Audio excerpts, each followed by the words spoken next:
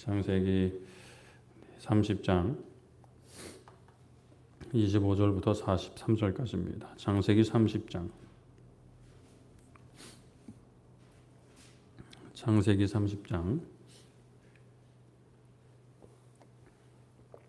25절부터 43절까지.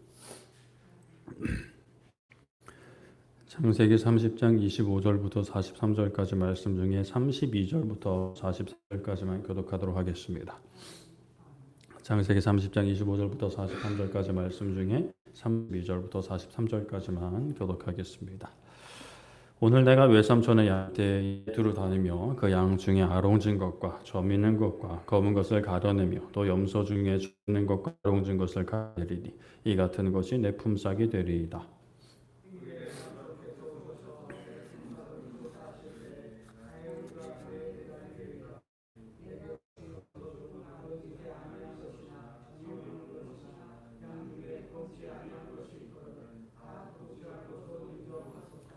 라반이 이르되 내가 너의 말대로 하리라 하고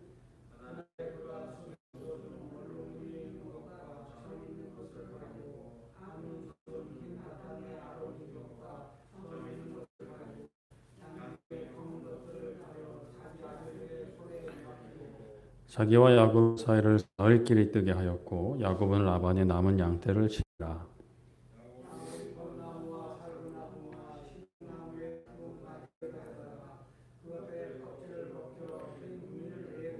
그 껍질 벗긴 가지를 양떼가 가서 먹는 개천의 물 구유에 세워 양떼를 향하게 하매 그때가 물을 먹으러 올 때에 새끼를 베니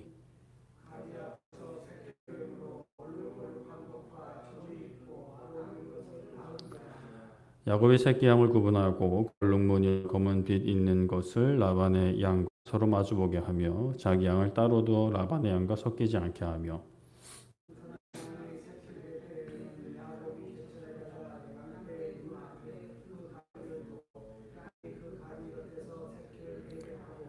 약한 양이면 그 가지를 두지 아니하니 그러므로 약한 것은 라반의 것이 되고 튼튼한 것은 야곱의 것이 된지라. 이에 그 사람이 매우 번창하여 양떼와 노비와 낙타와 나귀가 많았더라. 아멘. 네, 오늘은 지키시는 하나님이라는 제목으로 말씀을 나누고자 합니다. 우리가 살아가면서 하는 것을 바라고 기도합니다. 그 중에 하나가 좋은 사람을 만나는 것인 것 같아요. 뭐 연애와 결혼뿐만이 아니라 뭐 어릴 적에 학교에서 좋은 친구를 만나는 것, 또 우리 내가 좋은 선을 만나는 것 너무 중요하죠. 그리고 직장에 가면 또 좋은 동료들 만나는 것 참 중요하게 우리는 이런 기도를 놓고 기도합니다. 그런데 이것을 놓고 기도한다라는 것은 우리가 만나는 사람들 중에는 다 좋은 사람만 있는 것은 아니다라는 것을 반증하는 것이기도 해요. 아무리 내가 좋은 친구가 되려고 하고 좋은 선생님이 되려고 하고 좋은 동료가 하려고 해도 이제 정말 나를 이용해 먹기만 하고 또 나를 진짜 막 괴롭히는 사람들을 알 수가 있는 것이죠. 우리가 뭐 사회에 나가서는 비즈니스 관계가 이제 구축이 되면 사실 그 관계의 목적 자체가 서로 유익을 추구하는 관계인데 이게 서로 유익을 추구하는데 당연히 자기의 유익을 추구하지만 또 어느 정도는 상대방의 유익도 함께 뭐 같이 추구할 수는 없어도 어느 정도 이제 그 오고 가는 게 있어야 이제 그래도 건강한 관계가 유지가 되는데 때로는 철저하게 자신의 유익만 추구하는 사람, 나는 손해를 보든 말든 자기 유익만 추구하는 사람을 만날 때도 있어. 뭐 아예 뭐 사기를 치는 사기꾼들도 있죠. 그런 사람들은 할 수만 있다면 피해가고 싶지만 인생을 살다 보면 마주칠 때가 있어요. 오늘 말씀에도 그런 상황, 그런 사람을 마주하는 사람이 있습니다. 바로 야곱이에요. 야곱은 에서의 그 장자의 축복을 쫓고 외삼촌 라반의 집으로 떠났습니다. 자신을 죽이려는 에서를 피하는 것도 있지만 결혼을 위한 목적도 있었죠. 가는 길에 하나님이 꿈에 만나셨고 아브라함에게 약속한 복을 약속해 주시고 함께 하겠다, 돌아오게 하겠다, 지켜주겠다 약속을 하셨어요. 그렇게 라반의 집에 도착한 야곱은 라헬과의 결혼 조건을 7년간 일했지만 라반은 레아를 이렇게 결혼시켜 버렸고 그 라헬과 결혼하는 조건으로 7년 더 일을 하게 했습니다. 원치 않은 결혼이었던 레아와의 그 결혼은 참 안타까운 일들의 연속이었어요. 야곱은 레아를 사랑하지 않았고 레아는 남편을 이제 갈망했습니다. 그런데 하나님께서 그녀를 돌봐주고 네 명의 아들을 낳게 되죠. 그런데 또 이로 인해서 아이를 낳지 못하는 라헬은 언니를 시기하고 야곱을 막 들들볶기 시작했어요. 그래서 이제 막 여종을 통해서 아이를 낳고, 그래 또 레아가 좀 잠잠하다가 다시 자기도 참전해서 자기 여종을 야곱에게 들여보내고, 그리고 이제 합한 채 가지고 이제 막 서로 이제 막 으르렁 거기도 하고, 그러다가 또 레아가 2명 더 낳고, 그러다가 또 라헬이 드디어 1명 낳아가지고 이게 11명이 돼버렸습니다.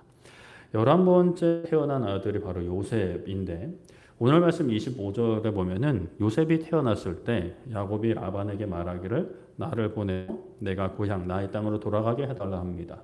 약속한 14년을 다 채운 것으로 보여요. 그것보다 좀 더 했을 수도 있고요. 그래서 이제 고향 땅으로 돌아가고자 합니다.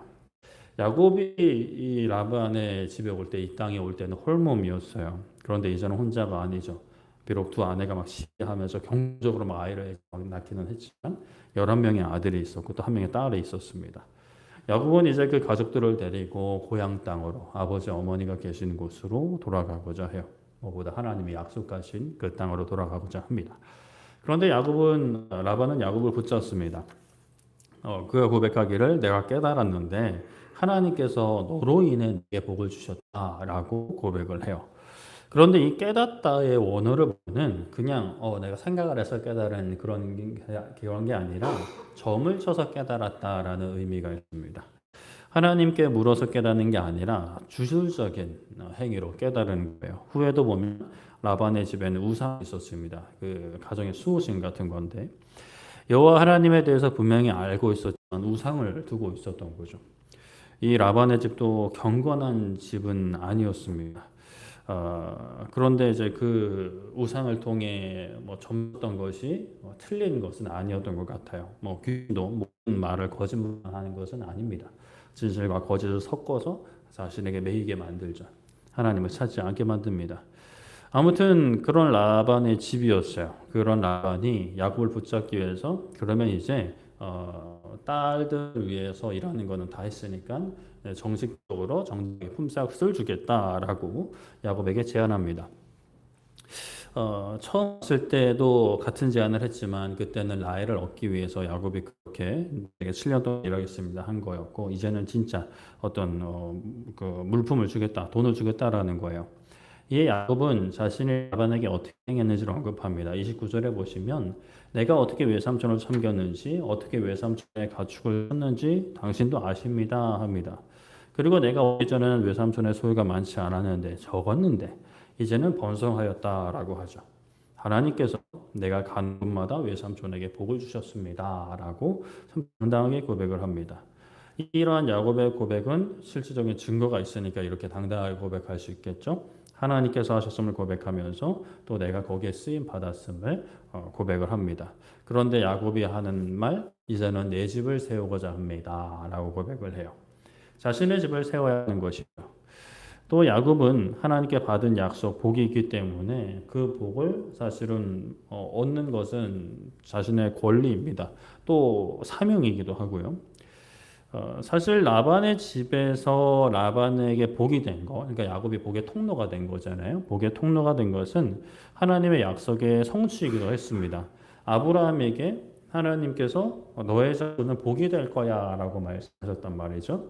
그러니까 멀리까지 내려가지 않아도 야곱은 라반의 집에 복이 된 겁니다. 그래서 라반은 야곱에게 그럼 내가 너에게 무엇을 줄까 해요. 야곱은 지금 당장 뭐 특별한 것을 달라고 하지 않고 외삼촌 양떼 가운데 아롱진 것, 무늬가 있는 것, 점 있는 것과 검은 것을 가려내어서 염소 중에서도 가려내서 그러면 그거를 제가 갖겠습니다라고 이야기를 합니다. 근데 뭐 지금 당장 뭐 특별한 것은 달라고 않고 하면서도 이걸 달라고 하는 것 봐서는 어떤 뭐 은금 보화 뭐 폐물을 구하는 것은 아닌 그런 맥락으로 읽힐 수가 있을 것 같아요. 아무튼 그런 것을 좀 갖겠다고 해요. 야곱은 뭐 정직하게 앞으로 내가 그렇게 행하겠다라고 합니다.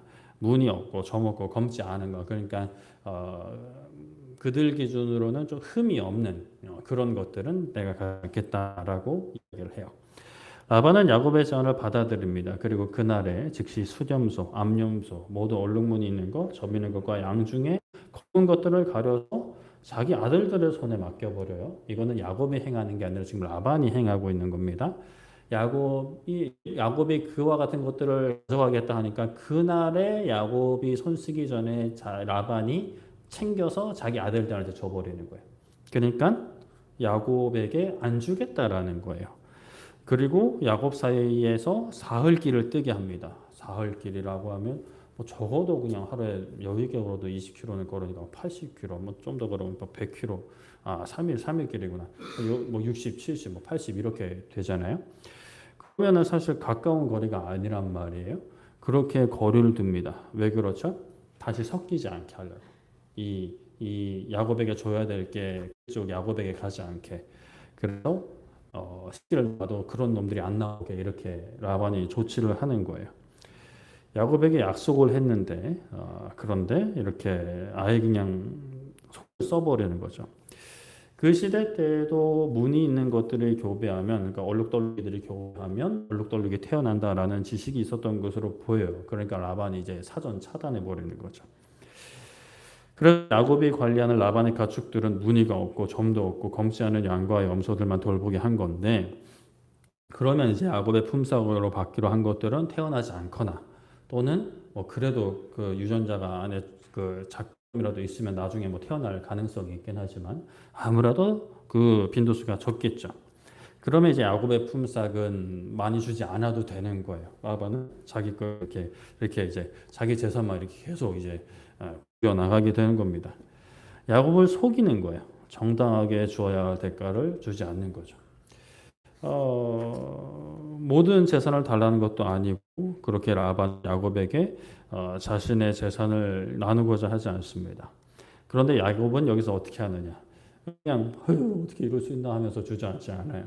37절에 보면 야곱이 버드나무와 살구나무, 신풍나무의 푸른 가지를 가져다가 그것들의 껍질을 벗겨 흰 무늬를 내었다라고 해요. 그러니까 얼룩덜룩한 어떤 모양으로 만든 거죠. 그리고 그 가지를 양떼가 먹는 개천의 물구유, 그러니까 물통에다가 이렇게 세워 놓습니다. 그러면 이제 양떼가 물을 먹다가 이제 보겠죠. 그런 새끼를 거기서 가지게 되는데, 그렇게 하면 양과 염소들이 얼룩덜룩한 애들이 막 태어나는 거예요. 무늬가 있는 것, 점 있는 것, 아롱진 것이 태어나게 됩니다. 그러면 어떻게 해요? 그거를 야곱 거가 되잖아요. 그러면 이제 라반 것과 분리해 두는 거예요. 라반의 거가 섞이지 않게 합니다. 이게 또 뭐 약한 대로니까요. 왜 이런 일이 일어나요? 그러니까 이 무늬 있게 만든 나무를 보고 왜 양들이 그렇게 태어났느냐, 염소가 태어났느냐, 이거는 사실 이렇게 설명할 수가 없는 일입니다. 어떤 학자들은 이게 그 당시 목동들이 흔히 쓰는 그런 미신적인 방법이었다라고 설명을 하기도 해요. 그러나 그렇다고 해서 무늬 있는 나뭇가지를 본다고 무늬 있는 새끼를 낳는 건 아니죠. 우리 사람에게도 그런 이야기를 하긴 합니다. 아기를 가졌을 때 많이 보는 이제 아기가 태어난다라고 해요. 그래서 일부러 이제 막 이쁘고 잘생긴 사람들 사진을 붙여놓고 한다는데, 그래서 저는 좀 걱정을 했습니다. 가면을 쓰고 있어야 되나. 네, 안 했더니만 그냥 그대로 나왔어요 이게. 뭐 하여튼 이게 근데 솔직히 사람들이 어떻게든 내 자식이 좀 이쁘고 잘생기게 태어났으면 하는 그런 바람으로 만들어진 이야기지, 이게 사실 어떤 근거가 있는 게 아니잖아요. 과학적인 근거도 없을 뿐더러 말씀이 이렇게 되었다고 해서 오늘날 이렇게 한다고 되는 일이 아닙니다. 이것은 특별한 경우인 것이죠. 말 그대로 하나님이 야곱의 삶 가운데 개입하셔서 이렇게 하시는 거예요. 야곱의 이 방법이 성공한 것은 뭐 야곱이 목동일을 하는 데에서 천부적인 재능을 가졌다 또는 그렇게 하면 진짜 그렇게 된다가 아닙니다. 앞에서 라반이 고백했고 야곱이 고백했던 것처럼 하나님께서 야곱에게 복을 주시는 거예요. 그런 사실 말도 안 되는 방법으로 하나님이 복을 주시는 거죠. 라반은 야곱이 부유해지는 것을 막고자 했습니다. 어떻게든 그를 가까이 두어서 그로 인해서 내 재산이 늘어나기를 바랐죠. 점 있고 무늬 있는 것이 태어날까 그것들을 따로 빼가지고 아들한테 줘가지고 그건 내 거 아닌데 우리 아들 건데 뭐 이렇게 이제 하는 일까지 벌인 사람이 라반이었습니다. 그런데 하나님께서는 야곱이 가지기로 했던 점 있고 무늬 있고 검은 것들이 태어나게 하시는 거예요. 나뭇가지를 봐서 그렇게 된 게 아니라 하나님이 하신 거죠. 그런데 여기서 야곱은 좀 더 영악한 행동을 합니다. 양과 염소 중에 튼튼한 것만 그렇게 행하는 거예요. 좀 약한 게 있으면 이제 나뭇가지를 치워버려가지고 이제 라반 삼촌 거 되게 만드는 그런 이렇게 그런 방법을 행합니다. 그런데 또 하나님은 그렇게 해주세요. 라반의 집은 그러니까 이 염소들이 있는데 이게 골골거리는 애들만 이렇게 있고 야곱의 양과 염소들 막 튼튼하니 막 뒤룩뒤룩 막 그런 애들이 이제 채우게 됩니다. 그래서 43절에 보면 그 사람이 야곱이 매우 번창하여 양떼와 노비와 낙타와 나귀가 많았다라고 말씀합니다. 라반은 야곱이 복을 받는 것을 받고자 했고 복을 가로채고자 했어요. 야곱을 통해 자신은 복을 받고자 했죠. 그러나 하나님께서는 그것을 더 이상 허용치 않으시고 이제 야곱에게 복을 주십니다. 야곱의 이런 행동, 특히 이제 좋은 애들만 이렇게 착착착착 빼간 행동이 잘했다라고 말하기는 좀 곤란해요. 아무리 어떤 이 행동에 대한 코멘트가 없긴 하지만 우리가 성경을 보고 특히 우리가 예수님이 이미 오셨고 또 많은 사도들이 그리스도의 삶에 대해서 잘 이제 말씀을 해주셨기 때문에 이게 잘한 행동이다라고 하기는 어렵습니다. 라반에게 약한 것을 주고 자기 것은 건강하고 튼튼한 것만 챙기는 것은 아름다운 행동이라고 하기는 좀 어렵죠. 그래도 그래도 라반이 먼저 그렇게 하지 않았냐라고 뭐 이야기할 수도 있겠지만 그러나 우리가 꼭 야곱의 모든 행동을 칭찬하고 본받을 필요는 없습니다. 그렇게 해서도 안 되고요. 아직 야곱은 사실 하나님을 온전히 믿는 상태는 아니었어요. 이제 이후의 일들을 통해 더 하나님과 가까워지고 자라나야 되지 아직은 하나님을 향한 믿음이 온전한 그런 단계는 아닙니다. 그리고 무엇보다 하나님께서 구약 백성들한테 허락하신 율법도 아직 허락되지 않은 그런 상황이에요. 그런데 이제 시간이 이제 지나고 더 많은 시간이 지나서 하나님은 이스라엘 백성들이 출애굽하고 모세를 통해서 율법을 주셔서 하나님을 사랑하는 사람들, 하나님의 백성들이 살아가는 모습 그리고 그 마음의 중심을 어떻게 가져야 되는지를 이제 후에 알려주시기 때문에 야곱은 아직 이런 것을 잘 모르는 상황이다라고 할 수 있겠습니다. 그리고 더 훗날 예수님이 오셔가지고 그 율법을 완성하여 주셨죠. 율법을 통해 드러내고자 하시는 하나님의 뜻을 분명히 알려주셨어요. 그러니까 야곱이 행한 삶과 행한 삶은 분명히 달라야겠죠. 예수님은 자신의 모든 권리를 내려놓으셨고 생명을 얻고자 하셨습니다. 본인의 생명이 아니라 잃어버린 영혼들의 생명을 얻고자 하셨죠. 그 구원의 역사를 위해서라면 억울한 일도 마다하지 않으셨습니다. 고통과 아픔도 마다하지 않으셨어요. 그러나 야곱은 자신의 재산을 챙기기 위해 자신의 집을 세우기 위해서 라반에게는 약한 것을 자신에게는 튼튼한 것을 돌아가게 합니다. 여기서 우리가 그래도 도전받을 것은 붙잡아야 될 것은 우리도 우리의 집을 세워 나가야 한다라는 사실이에요. 이 땅에서 열심히 일하면서 당연히 돈도 벌어야 되고 뭐 때 되면 가정도 꾸리고 하지만 그러나 우리가 진짜 세워 나가야 되는 집은 그런 세상의 집은 아닙니다. 우리의 집은 말씀 위에 세워지는 하나님의 집, 하나님의 성전인 것이죠. 이 교회 예배당 성전이 아니라 하나님을 믿는 신앙인으로서의 삶, 그리고 함께하는 신앙인의 공동체, 그를 세워나가는 겁니다. 하나님이 거하시기 합당한 집으로 성전으로 세워나가는 것이죠. 그 집은 돈이 많아야만 하고 부유하기만 하고 넉넉해야만 하는 집은 아닙니다. 물론 그거는 복이지만 그거는 주어지면 감사한 복이고 기본적으로 다 갖춰야 되는 성격은 특징은 거룩인 것이죠.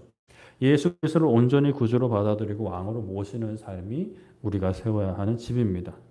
그런 집을 세우는데 방해하는 세력이 있어요. 어떻게든 집을 세우지 못하고 자신의 수하에 두려는 악한 마귀 권세가 있습니다. 우리는 그 악한 마귀 권세를 잡고 있는 이 세상을 살아가요. 하나님이 통치하시긴 하시는데 그런데 악한 마귀 권세를 하나님이 허용하고 계세요. 그가 난리치도록 잠깐 내버려두고 계세요. 그런 세상을 살아가지만 우리는 우리의 것을 챙기고 우리의 집을 세워나가야 되는 거죠. 우리의 믿음을 챙겨야 하는 거고 하나님께서 기뻐하시는 뜻을 챙겨야 하는 겁니다. 그렇게 하나님께서 약속한 것, 우리와 영원히 함께 하시며 우리를 홀로 두지 않으시며 우리를 도우시는 분, 보혜사 성령님을 허락하시며 우리가 거할 영원한 하나님 나라 초소를 예비하시며 다시 오신다라고 하신 그 약속을 붙잡고 그 약속의 성취의 삶을 살고자 애쓸 때 하나님께서 우리를 지키시는 거예요. 야곱은 하나님의 그 약속에 대한 원대한 어떤 꿈과 하나님께 소망을 두고 한 것은 아닌 것으로 보여요.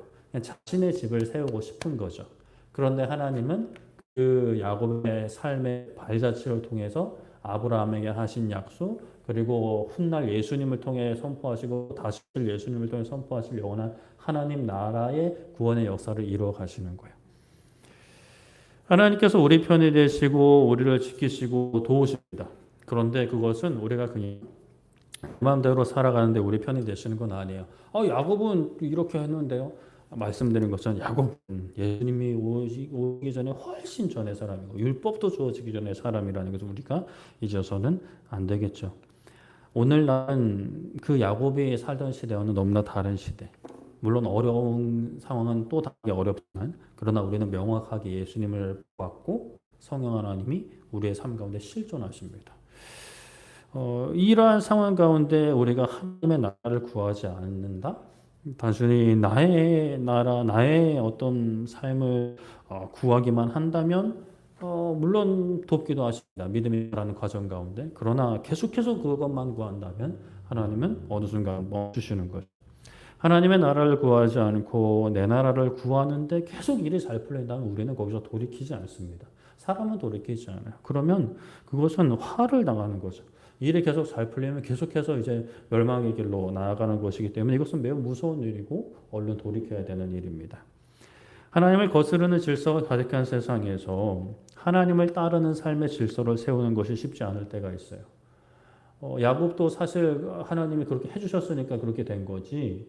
그 라반이 어떻게든 막 야곱의 것을 주지 않으려고 하는 그런 상황 속에서 자신의 것을 챙긴다는 거 쉬운 일이 아닙니다. 자신의 집을 세우는 거 쉬운 일이 아니에요. 재산을 축적하는 거 쉬운 일이 아닙니다. 우리도 오늘날 우리의 영적인 삶을 세우고 하나님의 나라를 준비하는 게 마냥 쉬운 일은 아니에요. 그러나 그렇게 우리는 더 힘써 주님을 바라보아야 되고 바라보게 됩니다. 바라볼 수가 있어요. 양과 염소들 무늬는 나뭇가지를 보고 무늬는 새끼를 낳았던 것처럼 우리는 이 땅에 살아가는 동안 우리의 보는 것에 합당한 열매를 맺게 됩니다. 말씀을 보고 하나님이 기뻐하시는 것을 보고 갈망하는 자들은 그러한 삶의 열매를 낳게 되는 거고 아주 반대로 세상의 것들만 바라보면서 세상의 것들만 구하는 이들은 계속 그런 것들만 낳게 되는 거예요.